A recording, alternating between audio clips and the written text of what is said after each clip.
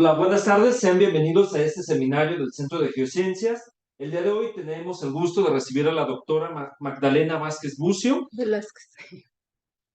Velázquez Bucio, disculpa. Ella estudió la licenciatura en Biología en la Universidad Michoacana de San Nicolás de Hidalgo, donde también realizó la maestría en Geociencias y Planificación del Territorio. Hizo su doctorado en el Centro de Investigaciones en Geografía Ambiental de la Universidad Nacional Autónoma de México. Actualmente es investigadora postdoctoral en el Centro de Geociencias. Su investigación actual se centra en el análisis de fallas activas en el cinturón volcánico transmexicano para obtener un mejor vínculo entre estas y el peligro sísmico asociado mediante análisis paleosismológicos, incluyendo técnicas estratigráficas y sedimentológicas, y en el análisis de efectos en el ambiente natural generados por sismos históricos y recientes de México. Pues te damos la palabra, doctora. Gracias a todos por acompañarme. Buenas tardes. Y bueno, pues este seminario no es que hayamos planeado porque eso y ayer se cumplió un año ni nada, más sí tocó. Y más bien lo voy a exponer porque cuando ya estaba aquí haciendo mi postdoctorado, ocurrió este sismo y pues aprovechamos nosotros para ir a colectar los efectos que causó este sismo, como todos los sismos fuertes que generan eh, efectos tanto en el ambiente como en estructuras, sabemos, ¿no? Y bueno, pues nosotros nos fuimos a Michoacán a colectar sismos efectos de este sismo que cumple un año y un día. Bueno, pues, este sismo fue de magnitud 7.7 a una profundidad de 15 kilómetros en las costas de Michoacán, en la zona de subducción mexicana, que como sabemos, pues la subducción de las placas Rivera y la placa Cocos bajo la placa norteamericana es la principal fuente sísmica de nuestro país. No son los sismos de subducción, no son los únicos que tenemos, ya sabemos, están los sismos intraplaca que generan, como el sismo del 2017, y también pues tenemos sismos corticales. Pero bueno, aquí en la zona de subducción, el registro histórico instrumental nos dice que en los últimos 100 años, 120 años, han ocurrido 4 sismos de magnitud igual o mayor de 8. Tenemos el sismo de 1932, sismo de 1995, el del 2017, el del 85. Y bueno, ahora en nuestro sismo se ubica más o menos aquí. De magnitud como este o de 7, de al menos 7.5 o mayores a 7.5, se tienen registrados 23 eventos, ¿no? Y bueno, por su localización y su naturaleza, este sismo representa uno de los sismos comunes que eventualmente afectan el centro y el sur de México y parte de Centroamérica. Y bueno, además, este sismo cae dentro de la zona de réplicas de 2 sismos históricos, del sismo de 1941, y, que se ubicó aquí, y de 1973, que ahora se considera como un sismo quasi repeat, porque tiene muchas características similares, ¿no? La magnitud, la ubicación, la orientación de la ruptura de falla y también la distribución de efectos tanto estructurales como ambientales. Y bueno, nosotros nos vamos a enfocar en los efectos ambientales. ¿Pero qué son estos efectos ambientales? Bueno, los podemos definir como todos los efectos geológicos, hidrológicos y físicos que un sismo puede inducir en el ambiente natural. Pero ya que tenemos este tipo de efectos, ¿con qué escala de intensidad los evaluamos o los clasificamos? Porque la mayoría de las escalas de intensidad que se han utilizado a lo largo de la historia, pues se basan sobre todo en la percepción, en encuestas a la población de cómo una persona percibe el movimiento, y en la evaluación estructural, en los daños estructurales pues a edificios, casas, a todas las estructuras hechas por el hombre. Pero a partir del 2007 es aprobada y se inicia a utilizar esta escala ESI 07, que se basa únicamente en los efectos generados por el sismo en el ambiente geológico, ¿no? Podemos decir. Y bueno, esta escala nos permite identificar el tamaño y la intensidad epicentral mediante la clasificación, la cuantificación y la medición de los efectos generados en el ambiente. Y esta escala divide en dos categorías principales estos efectos. Una principal categoría, bueno, son los efectos primarios, como puede ser la ruptura superficial, la subsidencia o levantamiento tectónico. Esto es básicamente la expresión superficial de la fuente sismogénica, y aquí tenemos algunos ejemplos. Por ejemplo, aquí vemos la ruptura que generó el sismo, el Mayor Cucapá, en 2010 en Baja California. Aquí podemos ver el trazo de una ruptura generado por el sismo de Amatrice en 2016 en el centro de Italia. Y aquí, bueno, se identificó el levantamiento tectónico por el sismo en Grecia en 2020. Y una segunda categoría, pues son los efectos secundarios, que estos pues están más relacionados a la geología, a las características geológicas, geomorfológicas, hidrogeológicas, que se expresan en el territorio. Estas básicamente dependen sobre todo de las características, condiciones morfológicas, geológicas, climáticas y del suelo, y pues ya pueden ser todos los demás efectos, aparte de la ruptura superficial, que podemos encontrar como grietas y fracturas, licuefacción, deslizamientos y los mismos tsunamis, ¿no? Como anomalías hidrogeológicas, podemos llamarle al tsunami.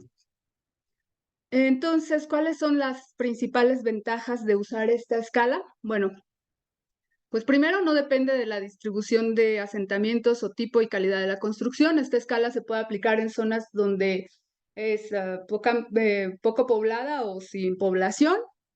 Se puede aplicar la evaluación a los efectos tanto en sismos pasados como a los actuales, y también pues se puede, digamos, predecir qué efectos en dónde se van a presentar en futuros sismos en una región.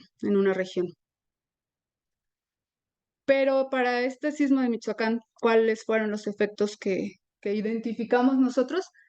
Bueno, nuestro efecto primario identificado fue el levantamiento costero, y como efectos secundarios identificamos deslizamientos, licuefacción, lateral spreading, agrietamiento y anomalías hidrogeológicas. ¿Y cómo y en dónde encontramos estos efectos? Bueno, les voy a empezar a hablar primero de los efectos secundarios, porque son los más alejados al epicentro. Identificamos efectos secundarios a una distancia hasta un poco más de 160 kilómetros del epicentro, y bueno, conforme nos vamos acercando hacia el epicentro, a la localidad de Maruata, van aumentando en concentración estos efectos, y también en tamaño y pues en intensidad, ¿no? Encontramos en las zonas más alejadas efectos como licuefacción, que no son tampoco pequeños, ¿no? Aquí el efecto identificado tiene un valor de intensidad de 9. La licuefacción afecta tanto a suelo natural como pavimentado, como en estructuras. Encontramos grietas y, les decía, conforme nos vamos acercando al epicentro, va aumentando y van cambiando también el tipo de efectos.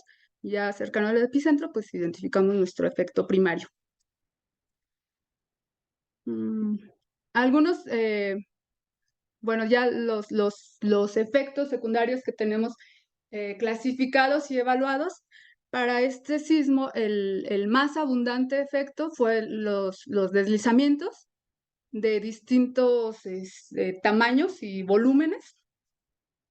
Ya los tenemos evaluados con intensidades CESI que están en un rango de 5 a 9, caídas de rocas también de distintas magnitudes. Aquí podemos ver y cómo es que afectan a la región. Este efecto, los deslizamientos, también se identificaron y se está haciendo un análisis y evaluación por medio de imágenes de satélites. En total se cuantificaron más de casi 8,000 deslizamientos. Y aquí vemos un ejemplo de esta región antes del sismo. Y aquí ya tenemos identificados los deslizamientos y podemos ver cómo se concentran en esta imagen, ¿no? No son todos, pues en lo que es la carretera principal o la única carretera de comunicación en esta región que fue afectada por este sismo. Durante la charla les voy a ir hablando un poco de lo que se conoce como riesgo residuo, que es lo que implica cada efecto, no como efecto directo del sismo, pero un efecto provocado por el sismo puede a su vez desencadenar. Y bueno, aquí un ejemplo, ¿no? Podemos darnos una idea de lo que sucede con este efecto que bloquea la carretera. Después tenemos identificada licuefacción con eyección de lodo y arena, y en algunos sitios la formación de volcanes de arena. También este efecto se identificó en la zona más alejada al epicentro o sea, en toda la región afectada. Esto ya es en la zona epicentral, digamos. Agrietamiento, aquí son ejemplos de agrietamiento en playa y en suelo natural, pero también hay agrietamiento pues, que afectan estructuras, ya sea carreteras, ya sea pues, edificios o casas, ¿no? Pocos edificios grandes tenemos en esta región, pero algunos fueron afectados con este tipo de efecto. Tenemos lateral spreading, que también, les decía, va a afectar de alguna manera, aunque no sea directamente, pero de alguna manera a la población. Aquí vemos cómo afecta una estructura.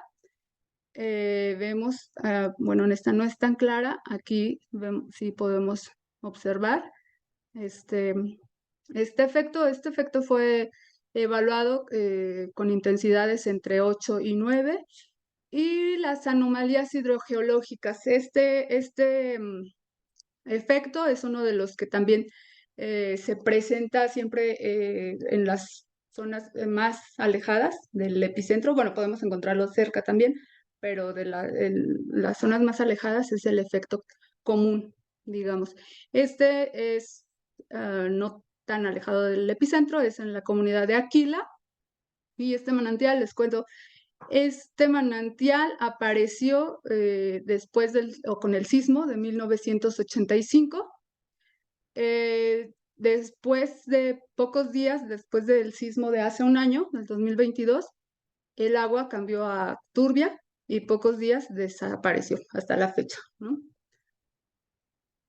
Como efecto hidrogeológico también, pues varias estaciones del Servicio Mareográfico Nacional registraron un pequeño tsunami en varias de las estaciones. En la estación de Manzanillo se registró la amplitud máxima de 1.75. Entonces, este fenómeno, aunque no es tan grande, pues sí se considera ya tsunami y sí afectó también a algunas regiones de la costa, sobre todo en Michoacán y Jalisco.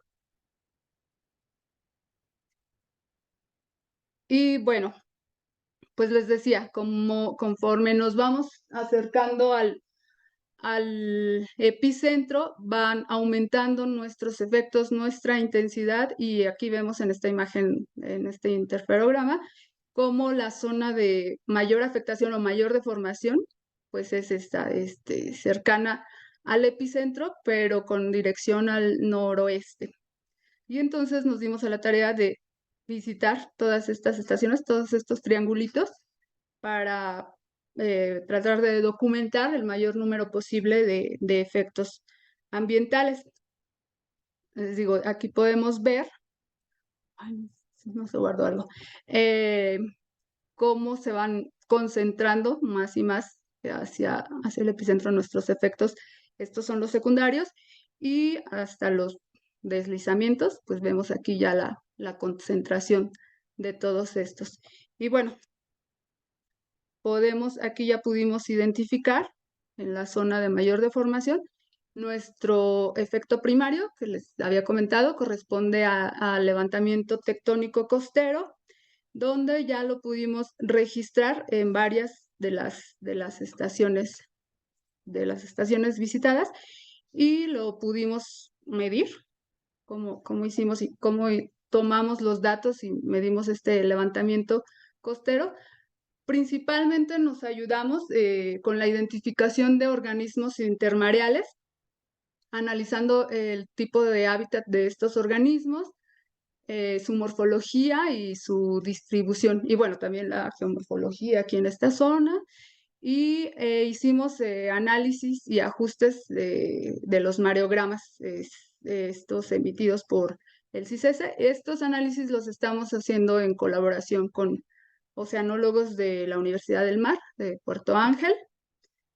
Y bueno, algunos de las zonas y de los ejemplos de estos organismos que nos indicaron el levantamiento es, por ejemplo, en la localidad de San Telmo, especies de algas coralinas, en especial estas manchitas rosas que ustedes pueden ver aquí, son algunas especies de algas coralinas que normalmente viven sumergidas en el mar, no están expuestas como aquí. Y entonces, bueno, otras especies también aquí son asociaciones de especies que nos indican cuánto se levantó el territorio aquí. En este caso, 66 centímetros medimos de levantamiento costero, que corresponde a una intensidad ESI de 10. Aquí en este mapita les voy marcando con esta más o menos en donde nos encontramos de distancia hacia el epicentro. En la placita y en Ixtapilla, aquí no identificamos o no utilizamos organismos como biomarcadores o bioindicadores. Aquí nos ayudó mucho los testimonios de la gente que nos dijeron, bueno, ellos nos dicen cómo cambió aquí la zona de playa desde el inicio, desde el momento del sismo. Aquí nos dijeron cuántos metros entró el mar, cuánto tiempo duró allí para regresar, y con la formación de pequeñas terrazas y con el testimonio de la gente, les digo, aquí pudimos identificar 59 centímetros de levantamiento costero. En Ixtapilla lo mismo, más la exposición ahora de rocas que antes estaban siempre cubiertas por el agua de mar, y que ahora desde a partir del sismo pues son evidentes porque quedaron ya descubiertas, ¿no? En Majahuita, aquí no fueron especies de algas, sino fue una especie de crustáceo cirrípedo, Balanus balanoides. Su morfología y su distribución también nos ayudaron a definir 66 centímetros de levantamiento costero. En esta zona aquí les quiero mostrar un pequeño video que nos compartió una persona de la localidad en el faro. Eh, y bueno, esto también nos ayudó para identificar que esa zona había sufrido levantamiento, y también pues fuimos a medir ahí.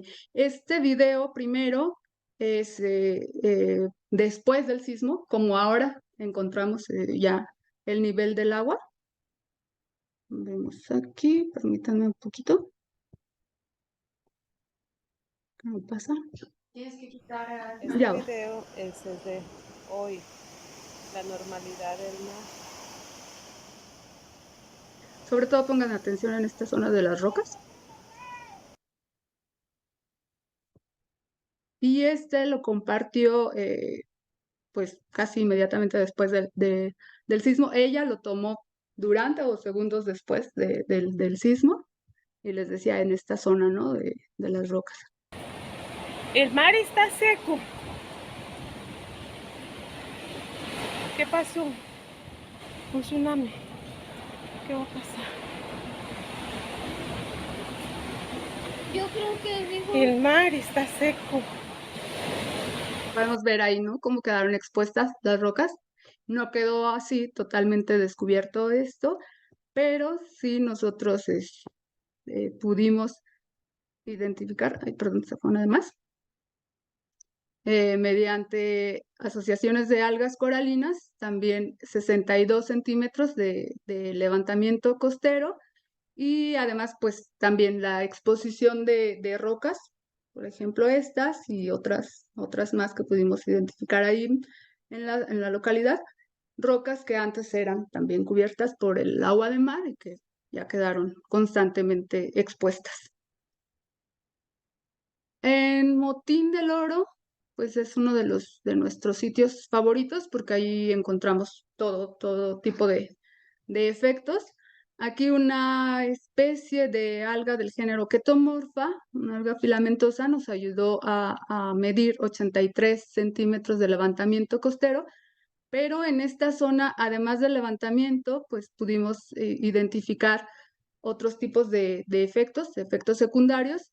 Por ejemplo, más acá encontramos un deslizamiento, aquí encontramos aparición y desaparición de manantiales, licuefacción, y bueno, aquí vemos mismo como anomalía hidrogeológica, pero como efecto del levantamiento costero. Esta zona era una laguna que ahora quedó completamente seca. Y aquí entra otra vez lo que les hablaba del riesgo residuo, ¿no? Es un efecto que no solo afecta en ese momento y no solamente al territorio, sino tiene más implicaciones tanto para el humano como implicaciones biológicas. Aquí vemos una imagen antes, esta era la laguna en Motín del Oro, y pues ahora quedó así totalmente seca. Y nos vamos acercando más, esto es Colola. En Colola identificamos también mediante algas coralinas 65 centímetros de levantamiento costero. Las algas coralinas fueron nuestro principal bioindicador. Estas sufren estrés y mueren si están mucho tiempo expuestas al sol y por desecación mueren, entonces, y se decoloran, cambian de color, entonces esto nos ayuda a nosotros mucho como bioindicadores, ¿no? de levantamiento, y bueno, aquí ya pudimos, les digo, identificar los 65 centímetros, y en todas las zonas donde había pues rocas, identificamos alguna especie, sea de crustáceo, sea de alga, y la exposición de roca ahora expuesta, que antes del sismo no estaba expuesta. Y finalmente llegamos a la localidad más cercana al epicentro, que es Maruata, aquí en esta zona, donde también identificamos el máximo desplazamiento vertical mediante Ulva Lactuca y que corresponde a 90 centímetros de levantamiento costero. Aquí también fueron varios los efectos, aquí licuefacción, también hay deslizamientos en todos lados, y aquí aparte de las especies de algas coralinas, pues también el testimonio de la gente, las rocas expuestas en esta zona aquí que no alcanza a salir en la foto, y la zona de playa que la gente ahí nos decía, en este año el agua debería estar a este nivel más o menos. ¿Se ve? Y pues ya está constantemente súper baja, ya con nuestros ajustes de marea y todo, ¿no? Llega aquí. Aquí también hubo evidencias del pequeño tsunami. Primero entró el agua, dejó muchos residuos para acá y después regresó hasta este nivel. Y bueno, estas son nuestras localidades identificadas con con el efecto primario. Y como pueden ver, pues no es un efecto estrictamente vertical de levantamiento costero, pero sí notamos cierta graduación, ¿no? Desde el noroeste hasta llegar al epicentro, hacia el suroeste, vemos esta deformación costera por el levantamiento efectuado por el sismo. Y bueno, ya con estos efectos identificados y evaluados, pues es posible construir nuestro mapa isosísmico, donde también aquí vamos a poder identificar zonas de atenuación y zonas de intensificación, y también identificar qué zonas o qué regiones están propensas a cierto tipo de efectos. Entonces, bueno, este es todavía preliminar, pero les digo, es posible ya hacer nuestra identificación. Y en resumen, respecto a estos efectos para el sismo de Michoacán, bueno, los efectos presentan una distribución preferencial hacia el noroeste del epicentro. La deformación se incrementa más o menos gradualmente de noroeste hacia sureste, hasta llegar al epicentro. El levantamiento cosísmico costero o nuestro efecto primario es evidente a una distancia desde el epicentro a 46 kilómetros, mientras que los efectos secundarios los pudimos identificar a una distancia de 167 kilómetros del epicentro. Y bueno, ahora que ya tenemos evaluados e identificados nuestros efectos, ¿qué sigue? Bueno, pues ahorita se están o sigue hacer los análisis de atenuación de la intensidad desde el epicentro y desde la fuente sísmica, y sobre todo la integración, es muy importante la integración de este tipo de efectos, de esta escala de intensidad, con las evaluaciones hechas con las escalas tradicionales, ¿no? Así podemos tener un panorama más completo del efecto del sismo y ver realmente el impacto que tiene en el territorio, si combinamos este tipo de efectos. Ya para otros sismos se ha hecho por lo pronto aquí en México con los valores de Duffield, pero queremos implementarla con otras escalas, combinarla con otras escalas, y ya que tengamos esto, pues hacer la comparación para distintos escenarios y distintos tipos de fuentes sísmicas para otros sismos, principalmente en México. Bueno, para esta escala ya se aplicó para el sismo del 2017 y del 2020, pero también compararlo con otros sismos donde se ha utilizado esta escala fuera de México. Y bueno, les decía, el riesgo residuo, tenemos que tener muy en cuenta varios factores en donde ocurre el sismo, el ambiente, en el sismo, el clima, y pues estos tipos de efecto, identificar este tipo de efectos nos va a dar una idea o nos va a ayudar también a identificar qué otros efectos se pueden desencadenar a partir de estos. O sea, por ejemplo, este sismo ocurre en un clima tropical, además en época de lluvias. El mayor efecto, como les mencioné, son los deslizamientos, pero no es un deslizamiento que ocurra solamente durante el sismo, sino queda terreno flojo que poco a poco con las lluvias va a desencadenar otros sismos. Vemos, por ejemplo, aquí la caída de rocas, cómo es que bloquea la carretera, entonces bloquea localidades.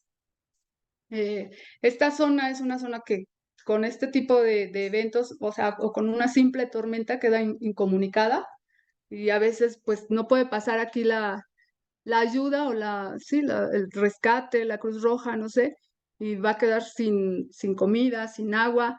Aquí, por ejemplo, el efecto de lateral spreading que veíamos, si sigue lloviendo, esto se va a convertir en un deslizamiento que si hay casas acá las va a afectar.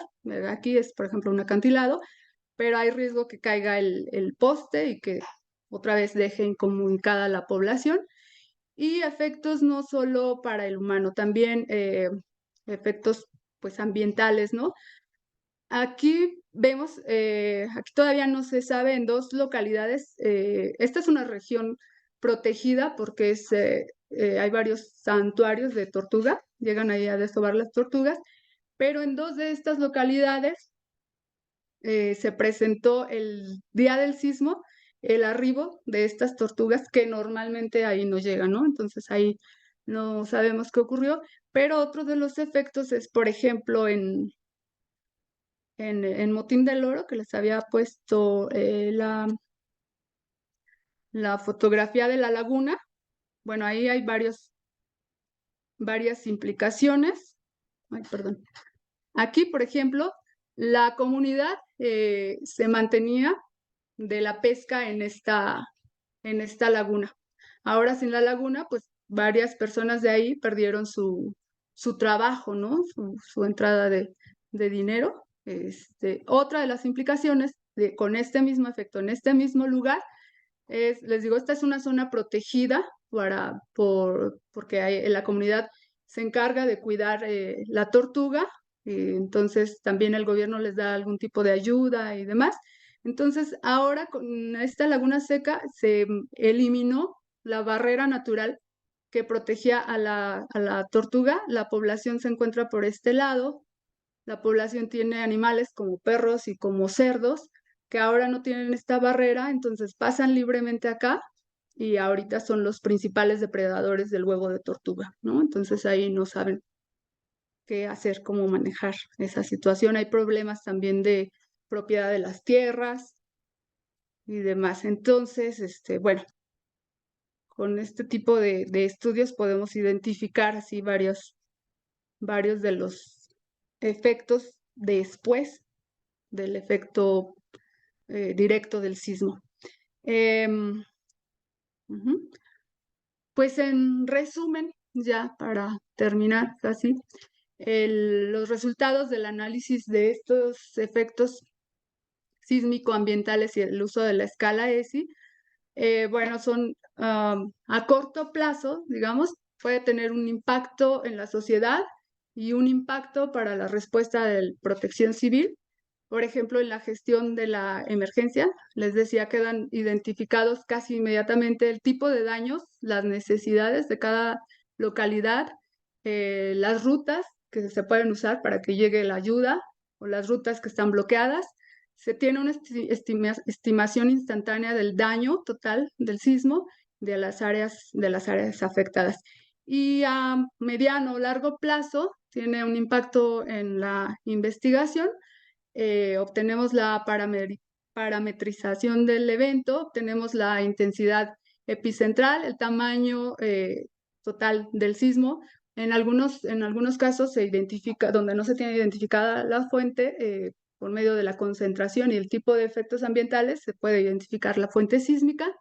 Pues se amplía o se recopila una base de datos macrosísmica, se amplía también el catálogo sísmico, porque les decía también la escala se puede utilizar para sismos históricos o preinstrumentales, y se puede hacer la comparación con eventos históricos, se puede hacer la predicción de cómo afecta en una región tal sismo si se tiene identificada ya la fuente sísmica. Se identifican los efectos de sitio y, bueno, una mejor planeación y evaluación del peligro sísmico. Y bueno, esto sería la presentación, pero pues ya aprovechando la ocasión, pues a partir de esto, nosotros, el grupo de aquí de Paleosismología, hemos identificado que es urgente y así súper necesario la creación de un grupo de respuesta rápida ante este tipo de eventos, ¿no? Que cuando ocurra un sismo, todos estemos preparados y sepamos qué hacer. Bueno, sería un grupo a nivel nacional que que sepamos qué hacer, acudir y qué datos tomar, que tengamos un protocolo común y este pueda ser compartido desde desde el inicio, o sea, desde que uno está en campo, otros reciben los datos y se pasa la información para este tipo de respuesta, sí, para ayudar a la emergencia, pero también hasta la publicación de los datos, ¿no? Y que nos una a todos y nos beneficie a todos. Y entonces, bueno, aquí nosotros proponemos que sean instituciones y gobierno y sociedad, que todos nos involucremos. Y bueno, nuestro grupo, como parte del posgrado, propusimos un curso ahora en la UGM, en Puerto Vallarta. Este primer curso estaría enfocado a la toma de este tipo de datos ambientales, de efectos ambientales, pero sería el primero porque, como les digo, o sea, la idea es que todos, que el grupo tenga un protocolo común en la colecta de datos, pero no solo ambientales, sino estructurales, biológicos, o sea, que sea una información completa, y entonces, pues ahora se propone pero sería el primero de varios cursos para prepararnos, ¿no? Para saber qué hacer en este tipo de casos y formar en sí el grupo de respuesta nacional. Y sería todo. Gracias por la atención. Gracias. Gracias. Tenemos tiempo para algunas preguntas. Marta, Sí. es una escala que, como bien dices, no se quitó la parte antrópica porque puede ser muy variable de una zona, sismo afecte Japón, digamos, o un sismo que afecte Maruá. Pero creo que también la geología del área afecta mucho porque puede ser un sismo en una zona de planicie a un sismo con relieve súper escarpado. Entonces también los efectos secundarios van a variar dependiendo de la geología del área, inclusive si el sismo, yo creo, ocurre en una temporada de lluvia o en temporada de seca. ¿Eso cómo influye en establecer el rango de la escala? Sí, existe toda una guía bien completa para saber evaluar cada efecto, en qué zona, tomando en cuenta todos estos factores como el tamaño del efecto, el material que involucra, la zona en donde se identifica. Entonces, de acuerdo a todas las características, primero se hace un análisis bien detallado de cada efecto y entonces a partir de todo esto es que se puede dar un valor de intensidad de sí. Pero, o sea, lo que quiero decir es que también el valor de intensidad no va a poder ser, no es absoluto para poder comparar el efecto en una zona o en la costa de México o en la costa del Golfo, o sea, del Pacífico, del Atlántico, o sea, porque depende también de la... De todo, de la relieve, ¿no? morfología, O sea, hasta no, el tipo no de es una escala clima. absoluta. No es una escala absoluta. Se tiene también puede ser. contemplado, por ejemplo, no sé, para el centro de Italia o para una zona donde no hay volcanes y cómo se evalúa, por ejemplo, en el centro de México, que es una zona volcánica. Entonces ahí también hay variación, pero sí nos tenemos que enfocar mucho en revisar bien esta guía para saber qué valor dar Porque a también cada ahí efecto. mostrabas una imagen donde dijiste mucho deslizamiento a lo largo de la carretera. Ahí tienes el efecto antrópico. Sí.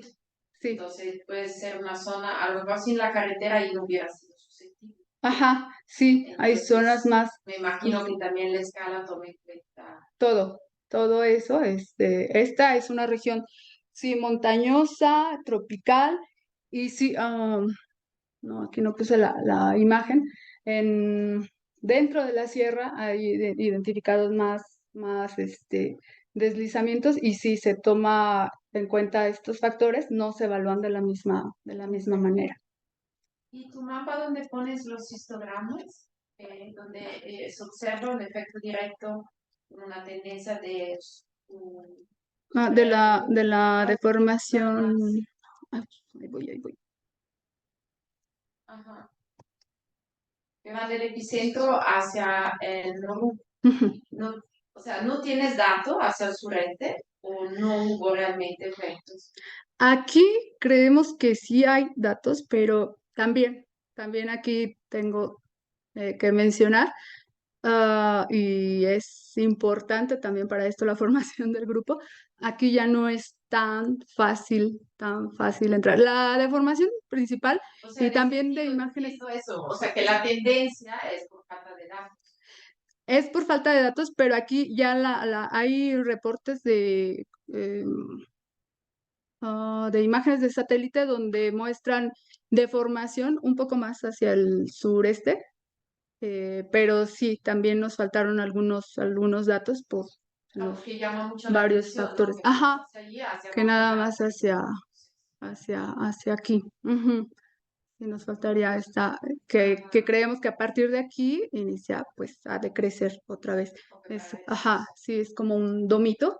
También para el sismo del 85, esta misma tendencia es a partir de Lázaro Cárdenas y se incrementa y se incrementa. Y aquí justamente nuestro epicentro, Maruata, es donde el sismo del 85 deja de presentar deformación. Pero sí es como un dom. Y la última diapositiva, me llama la atención que pongas, o bueno, no entendí. Última, Voy. la bondad, ¿no? Ese tipo del impacto social. No, pero no era la última, ahí donde tenía eso, brava. ¿Por qué hablas de estimación instantánea del daño? Instantánea en que Ajá, bueno, teniendo a varias personas que en el poco después del sismo nos dediquemos a la colecta de los efectos, podemos definir el tamaño sí, de... no, me refiero Ajá. nada más a la palabra instantánea, no lo es. Bueno, Porque si instantánea, tú le hablas con gente de protección civil, ellos y tienen oye, programas de... o sea, ocurre el sismo, significa que inmediatamente tienes que estar, Sí, ¿no? O como sea, sí no existen es. algunos programas Y también de gestión de cómputo que emergencia, no. igual van a tener ustedes el tiempo para requerir tiempo para identificar los daños. Ujú, ujú. Sí, del O sea, no tamaño es tal algo vez. que inmediatamente.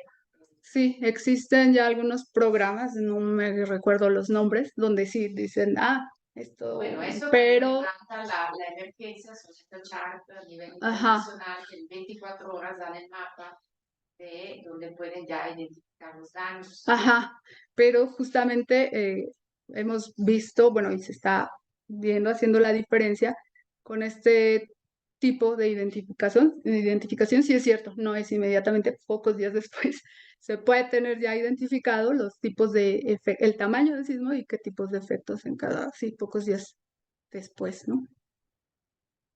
Eso es bonito, gracias. Gracias. Adelante. Me parece muy interesante esta propuesta de la escala, pero igualmente más o menos una de las cosas era un poco lo que comentaba la doctora Capra sobre digamos, las restricciones de aplicación de esto, que no me parece que pueda ser algo universal, porque va a depender mucho de las condiciones del sitio, de muchas cuestiones de la misma geología, que es muy variada, de un lugar muy rocoso, muy sólido, la respuesta va a ser distinta, ¿no? Entonces, eso por un lado. Por otro, entendí que esos valores de levantamiento tuvieron hasta casi 90 centímetros. Se está considerando que eso fue relacionado únicamente al evento del 2022. Sí. ¿Sí? Sí, ya. Ahí se me hacen valores muy altos, o sea, realmente es asombroso eso. Pero esa es una zona en la que frecuentemente hay sismos. O sea, tenemos todo el tiempo, claro, no tan grandes, pero sí ha tenido una recurrencia para atrás de muchos sismos. Entonces, yo pensaba, ¿cómo saben con certeza que ese no es un levantamiento, digamos, acumulado, sino que es el resultado únicamente de ese evento? O sea, ¿cómo pueden asegurarlo y cómo pueden, digamos, descartar o discriminar de otros eventos que ha habido antes, pero que a lo mejor no se habían estudiado y que podrían tener también un efecto, porque ha habido eventos mucho mayores. Sí. Entonces, esperaríamos que la deformación de otros eventos podría causar levantamientos todavía mayores. No sé si has tenido la ocasión de ver otros eventos, no solo este, donde puedas comparar en cuanto a los parámetros de ese sismo con relación a su magnitud, digamos que es un valor absoluto, y este que no fue tan grande, pero que tendríamos entonces que esperar que un evento mayor magnitud, tendría una deformación mayor. O sea, que va a depender de muchas. Pero bueno, esa es una zona donde es muy frecuente la ocurrencia. Entonces, vas a estar teniendo deformaciones continuas, ¿no? Entonces, ¿cómo estar seguros de que eso es únicamente asociado a ese evento? Bueno, para esto es que estamos colaborando con los oceanólogos de la UMAR, y sí nos está ayudando muchísimo sobre todo las especies biológicas. Ese es en primera, como nuestro principal indicador, pero también las geoformas, como ellos también les llaman. Y sí se identifica, sí se logra identificar ya en algunas zonas, en Maruata sobre todo, identificamos ya una zona donde hay evidencia de otros sismos pasados, pero ya digamos, la forma ya es más suavizada, y sí se logra distinguir entre los sismos. No, hay por lo menos dos ahí que ya vimos pasados, y por eso justamente nos interesa también el sismo de 1973, porque sí es un gemelo de también el estudiar los efectos de 1973 nos va a dar, aparte de la evidencia en el sitio, pues varios parámetros, ¿no? Para esa zona, para la fuente sísmica. Y tenemos en mente, sí, hacer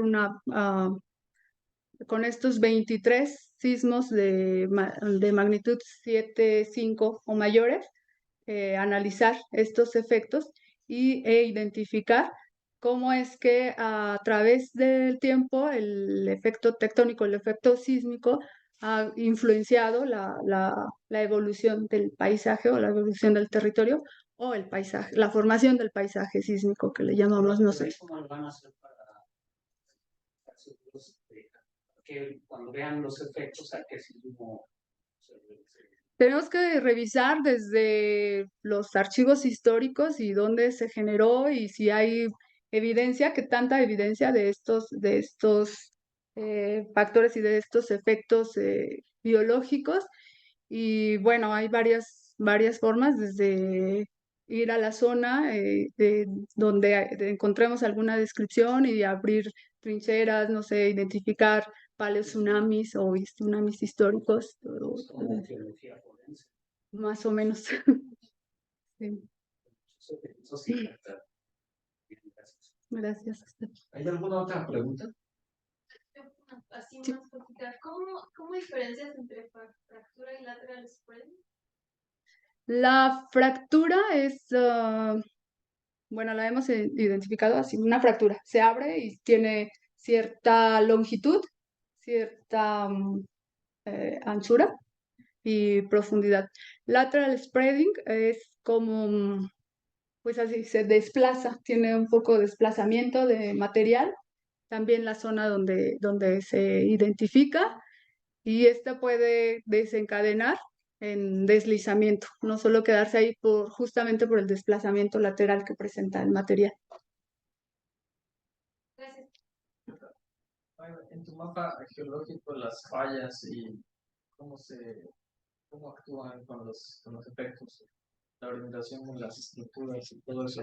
Ah, por lo que decía que podemos identificar la fuente. No, la aplica como en la cartografía, o sea, los contactos litológicos, las fallas, cómo actúan después del sismo.